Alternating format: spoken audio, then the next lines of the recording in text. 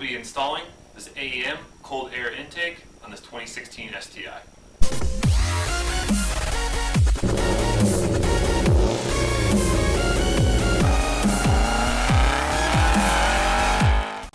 There are many benefits to installing an AEM cold air intake on your WRX or STI. Now, AEM utilizes a dry filter design.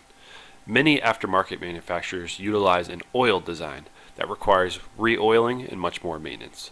With AEM's design, if the filter gets dirty, you can take it off your car, hose it off, let it dry, put it back on your car, and you're good to go.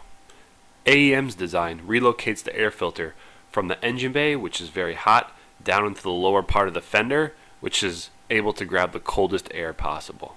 Now, grabbing the coldest air possible will help increase horsepower, reduce things like knock and detonation. Overall, this intake will increase airflow and reduce air intake temperatures. In some applications, this air filter can require a tune, so check with your tuner. These are the tools that we used for the install. First, remove the two plastic clips holding on the front of the air duct. This sometimes requires some unscrewing and prying to remove them.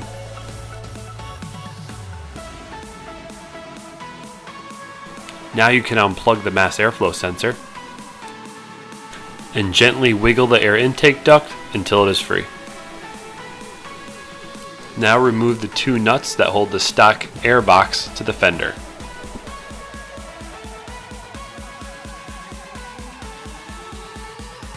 Now you can loosen the two hose clamps that hold the stock air box to the turbo inlet.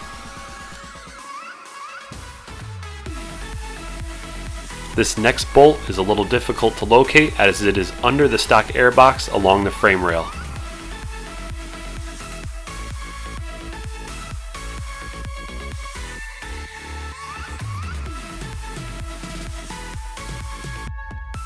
Next, detach the two clips that hold the stock air box together. Remove the last nut holding the stock air box to the fender and remove the bracket.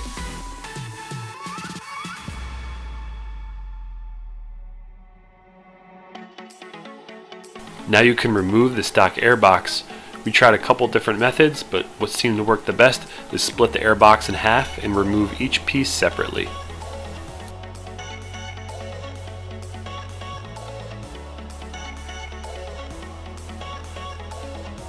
With the stock airbox removed, you can now remove the mass airflow sensor from the airbox.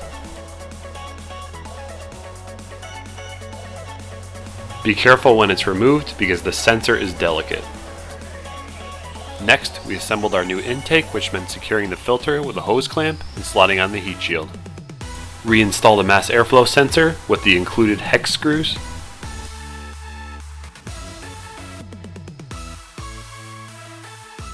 It is hard to see, but we cut two plastic tabs off the back of the headlight housing that were preventing the heat shield from sitting correctly. Now you can drop the filter into its final location. Here we are just making sure the heat shield is sitting correctly before it's bolted down. There are a few hoses in the way, but with a little wiggling, it should fall right into place.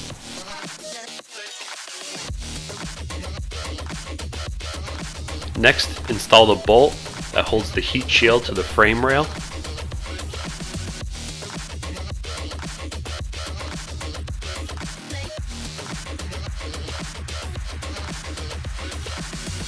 Reinstall the two nuts that used to hold the stock air box to the fender.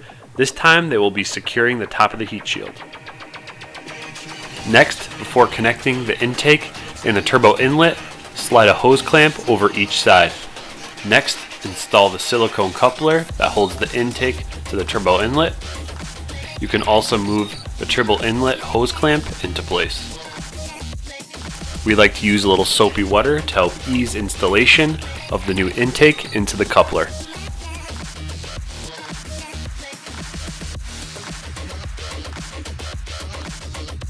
Next, slide the hose clamp from the intake side into place along the end of the coupler.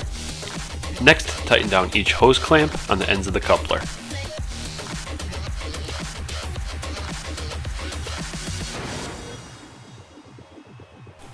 Install the nut and washer that secure the intake to the heat shield.